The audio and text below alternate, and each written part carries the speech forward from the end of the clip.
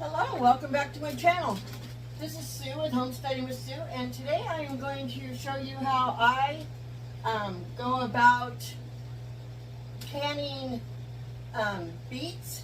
So first off, this is a 25-pound bag of beets, and the first thing I'm going to do is I am just going to get, I don't know if you can see what I'm doing. I'm just going to scrub it with a brush so that it's clean when it goes into the boiling water. And I'll boil them for like 20 minutes to see if that's enough time to be able to remove the peels easily. If not, then I'll boil them a little longer. I'm going to leave them whole though to boil them, and then I'm just going to leave these ends on too so they don't bleed all over my pot. So I'm sure you guys know how to wash a beet, or a vegetable. Like I said, I'm just going to take this brush, I'm just going to scrub it.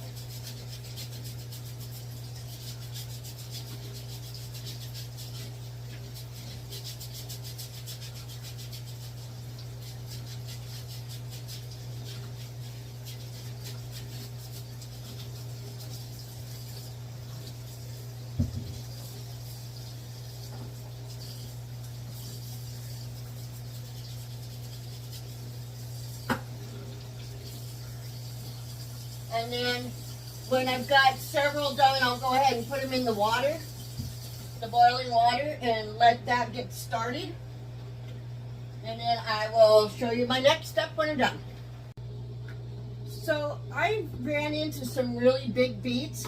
So what I did with those is I put them in the Instapot on pressure cook for 5 minutes, and that should make the peels fall right on off, and it'll make it easier for me. And I'm still cleaning beets to put in the pot of water. All right, so I have some beets out of the water and out of the pressure canner. Actually, it's a Instapot, excuse me, and the water. And you can peel them with just your thumbnail. But actually, I'm going to get a knife, a butter knife, and do it that way. Actually, first off, I'm going to cut off the ends to make it easier. And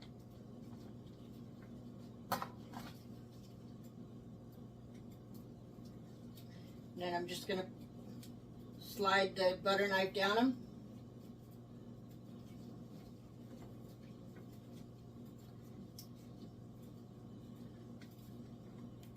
Makes it real nice and easy to peel them.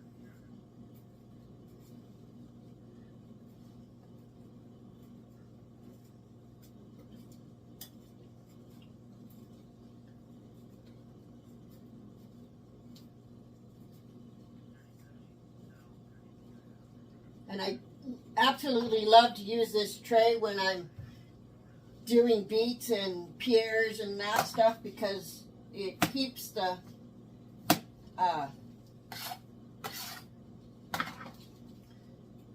juice and everything in one spot.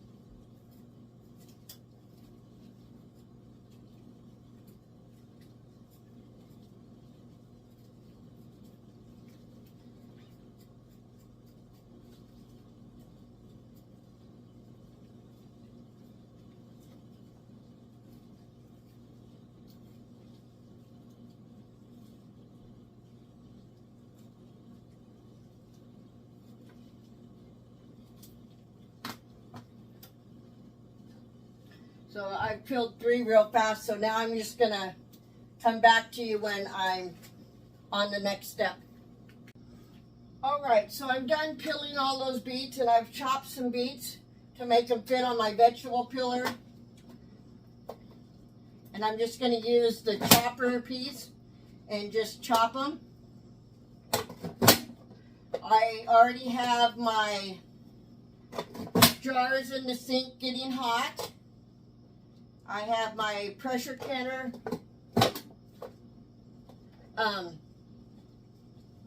warming up. So when I'm done with the bowl of beets, I'm going to put them back in the water that I originally ran for them to, so I could peel them. I'm going to go ahead and use that because I cleaned them really well. This is what they look like. And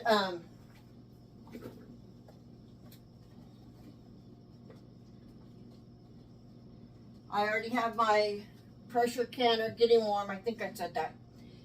And so I will be back when these are all ready to go.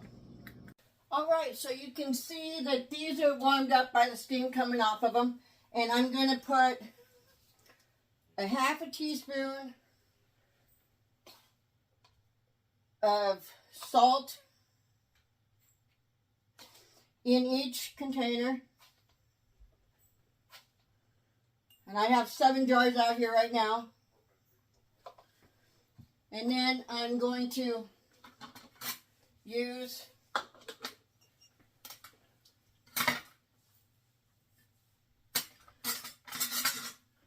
my ladle and ladle beets into it.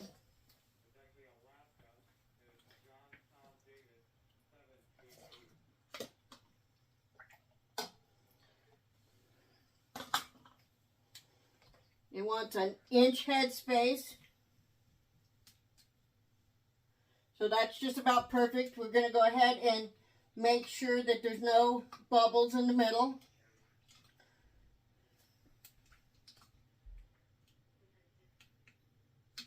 I'm just going to put this off to the side. I'm going to do it again.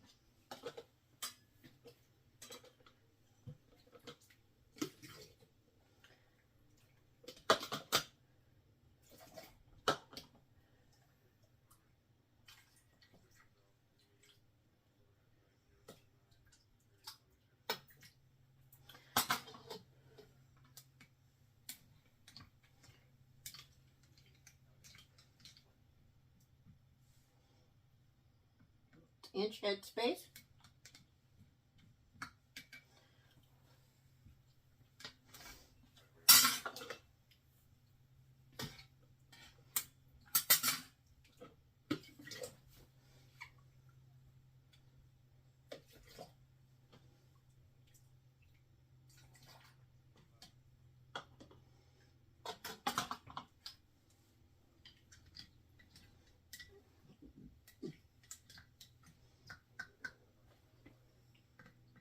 Well, that's just perfect.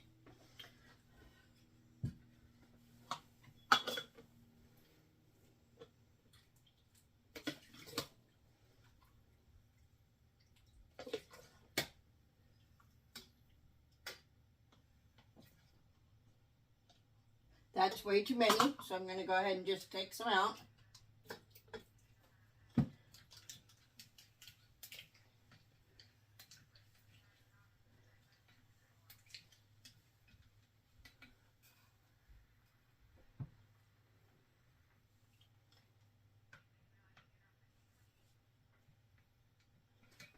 Perfect.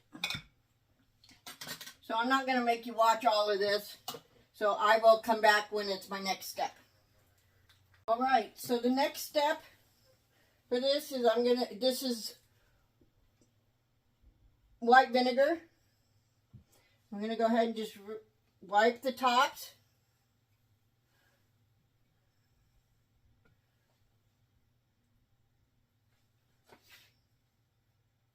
I've already checked my jars for nicks. And then I'm going to put on a brand new Denali preserve lock seal.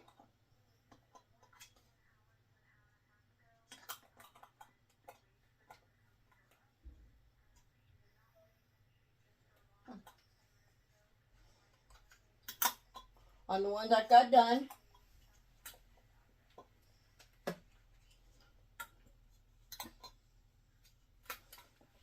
And then, of course, a ring, just finger tight. And I'm using all pint, narrow, regular mouth size jars.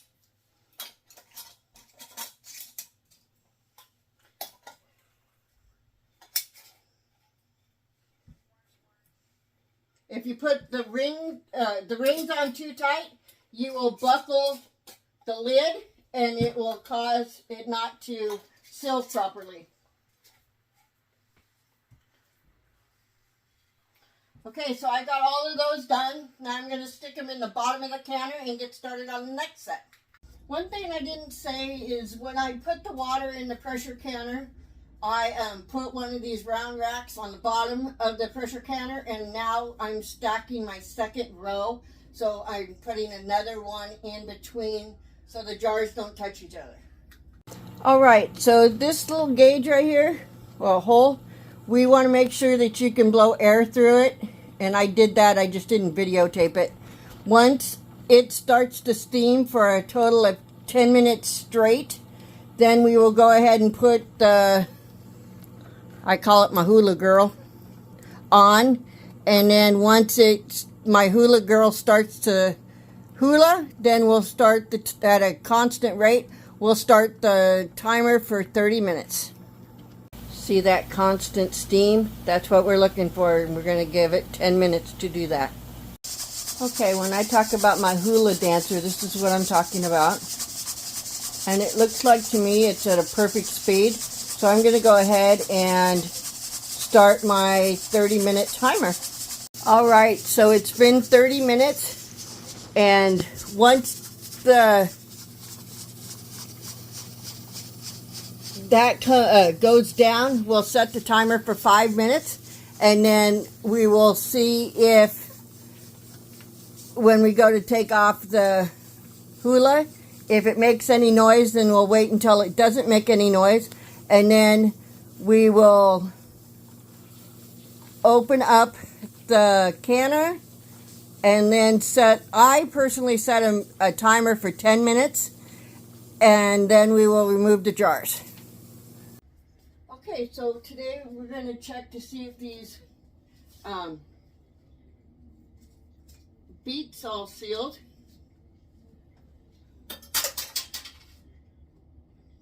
They're very, very sticky.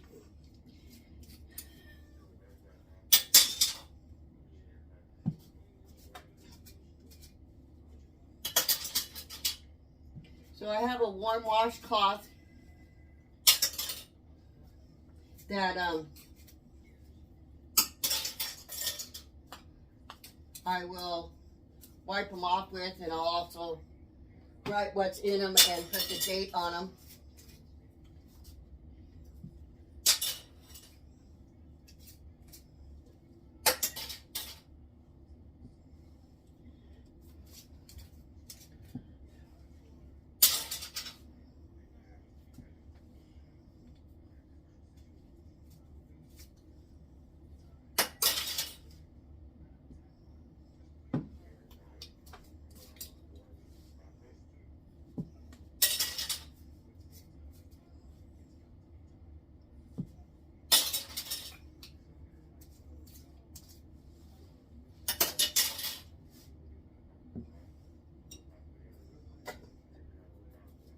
That one came undone when I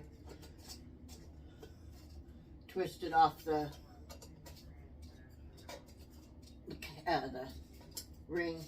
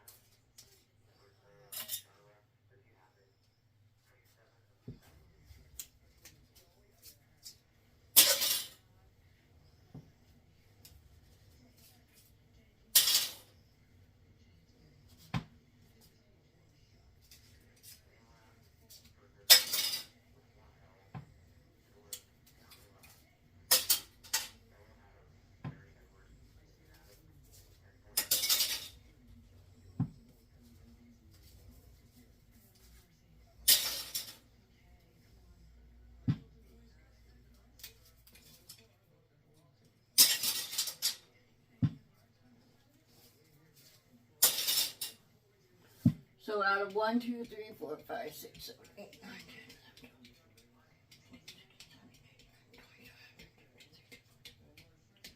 28 jars, only one didn't seal, and I will wipe it up, or wipe it off, and have it for dinner tonight. Room still didn't go on right.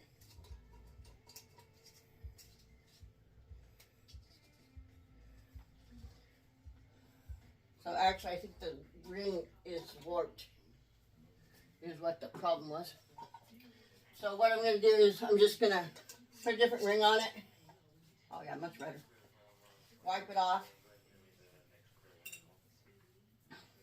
And I'm just going to stick it in my refrigerator and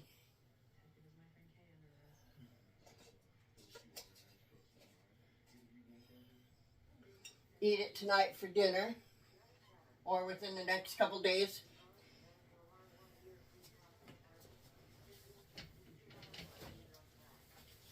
Since I already cleaned this one, I'll go ahead and just show you what I mean by marking it and putting a date on it.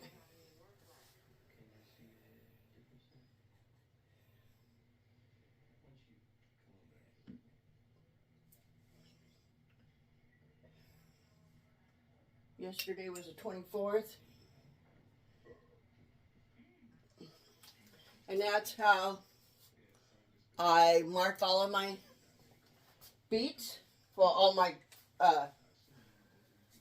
canned foods.